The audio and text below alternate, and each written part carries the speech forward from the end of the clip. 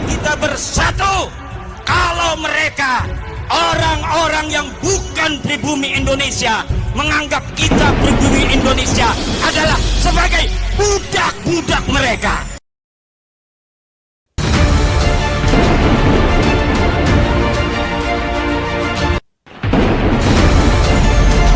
Berani nggak tes DNA? Berani nggak tes DNA? Berani nggak tes DNA? Polemik nasab yang tak kunjung selesai. Bismillahirrohmanirrohim. Assalamualaikum warahmatullahi wabarakatuh. Kawan-kawan dan pemirsa yang dirahmati Allah, Sua kembali dengan kami. Kali ini kita akan menayangkan sebuah pertanyaan dari seorang kiai, yang mana polemik nasab ini tak kunjung selesai. Ada satu pertanyaan, kenapa? Kita tahu, tesis atau penelitian Kiai Imaduddin Utsman bukan serta-merta langsung diungkap oleh beliau, namun, tesis beliau berlandaskan dengan kitab-kitab nasab yang sahih, baik kitab nasab primer maupun sekunder, bukan juga dari kitab nasab, namun juga sejarah dan manuskrip-manuskrip kuno. Namun apa bantahan dari Habib-Habib kaum Ba'awi? Di antaranya, framing. Si Habibnya mulai koreksi ulama-ulama dari anak cucu Nabi Muhammad. Ancaman. Seperti itu mirip dengan iblis. Persekusi.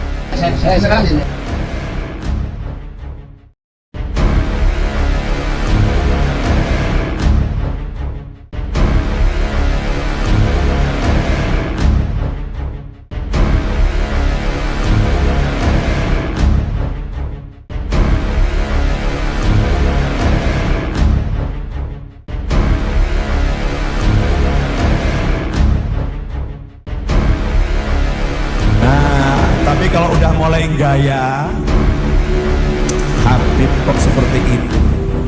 Nah ini santri gaya ya, umat Islam mulai gaya, mulai mengkoreksi Habibnya, mulai mengkoreksi ulama-ulama dari anak cucu Nabi Muhammad SAW.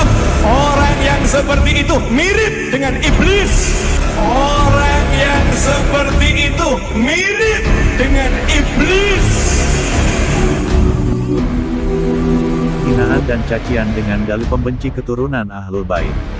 Sungguh miris memang. Apakah begitu sikap dan akhlak keturunan Rasulullah?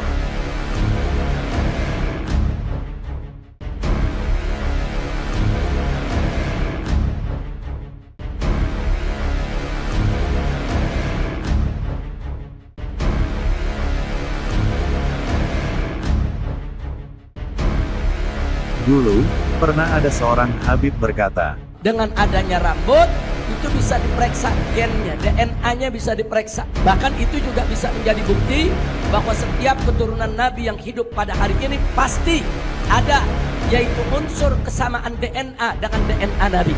Membuktikannya lewat rambut yang ditinggalkan oleh Nabi, saudara. Bila ada seseorang yang mengaku cucu Rasulullah, harus verifikasi dan tes DNA. Apakah Habib ini sudah lupa dengan perkataannya? Ketika kita terlena dengan doktrin-doktrin yang dilontarkan oleh Habib, mereka sudah bertambah berani di antaranya memalsukan makam.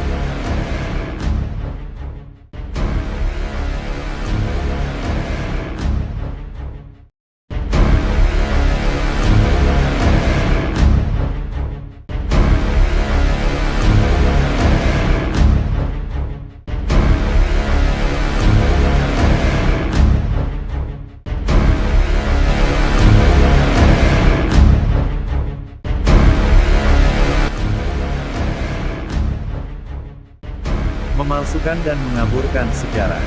Kue Balio iki alamate sing bisa ngadeg NU cuma wong loro, siji Habib Hashim bin Umar bin Yahya Pekalongan.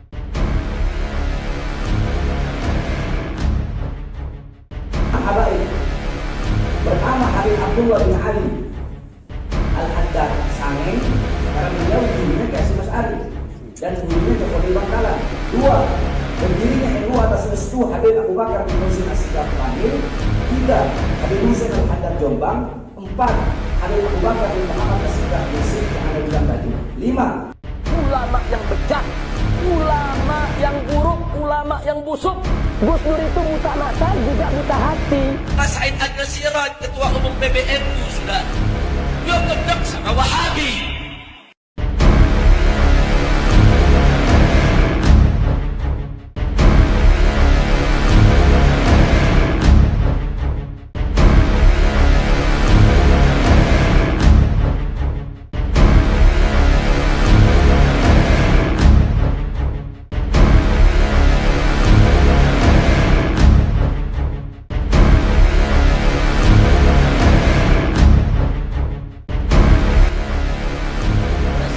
Goblok. Udah menteri agamanya saudara sesat, kurang ajar, koriknya kacau, istananya menjadi istana iblis. Yang jadi anjing-anjingnya pejabat ini. Buat apa kita bersatu kalau mereka orang-orang yang bukan di bumi Indonesia menganggap kita pribumi Indonesia adalah sebagai budak-budak mereka.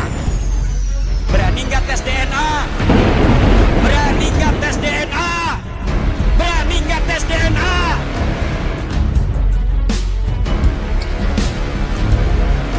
Siapa Imam Bonjol? Semua pasti bilang pahlawan, betul apa enggak? Imam Bonjol pahlawan Indonesia bukan? Pahlawan nasional bukan? Sekarang siapa namanya Imam Bonjol? Al-Habib Muhammad Syahabuddin, beliau habaib dari kalangan bin Syahab. Imam Bonjol itu bin Syahab, masih daripada kakeknya Habib Rizik, saudara sekalian.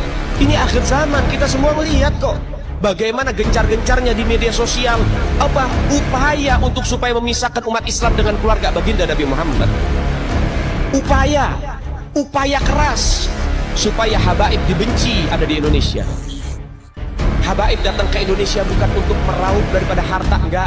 Kami tidak mencari jabatan, enggak. Kenapa? Itu bukan didikan dari keluarga kami. Didikan keluarga kami, lihat bagaimana Al-Habib Salim bin Ahmad bin Jindan, saya punya kakek, keluar masuk penjara. Kenapa bisa keluar masuk penjara? Membakar semangat perjuangan masyarakat Indonesia untuk merebut kemerdekaan, saudara. Al-Habib Ali bin Abdurrahman Al-Habsyi Kuitang, beliau yang memfatwakan ketika tanggal 17 Agustus Soekarno membacakan teks proklamasi mendeklarasi daripada kemerdekaan Indonesia. Beliau di hari Jumat itu, ba'da Jumat beliau fatwakan, sekarang saya fatwakan setiap tanggal 17 Agustus wajib pasang bendera merah putih di rumah-rumah kalian. Siapa yang nyuruh? Itu fatwa Habib Ali bin Abdurrahman Al-Habsyi Kuitang. Bendera merah putih, siapa yang memberikan instruksi kepada Bung Karno untuk membuat bendera merah putih sebagai bendera Indonesia? Itu adalah fatwa Al-Habib Idrus bin Salim Al-Jufri Palu Al-Khairat. Lambang negara Garuda, siapa yang buat? Al-Habib Asy-Syarif Hamid Al-Ghadri dari Pontianak, keluarga baginda Nabi Muhammad. Dan yang lebih parah lagi, ada seorang Habib yang mengklaim bahwa Jawa, Indonesia ini milik Tarim. Mereka itu aulia dari Yaman, Hadramut, terutama Tarim dan sekitarnya, Fagil Muqaddam, Muhajir Allah Ahmad Nisa, dan Pulau Jawa Indonesia ini dikatakan bintu Tarim, ini punyanya aulia Tarim.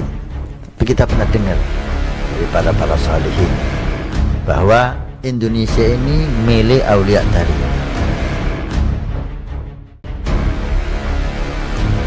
Kita tahu di manakah Tarim itu. Tarim adalah kota yang ada di Yaman. Jadi kesimpulannya, Jawa atau Indonesia adalah milik orang Yaman.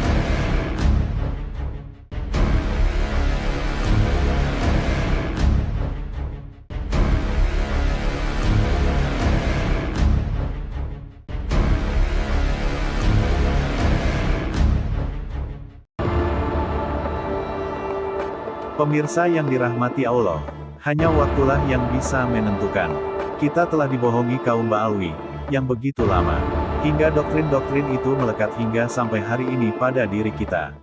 Yang tertanam pada diri kita adalah sifat feodalisme, rendah diri, serta tidak percaya diri.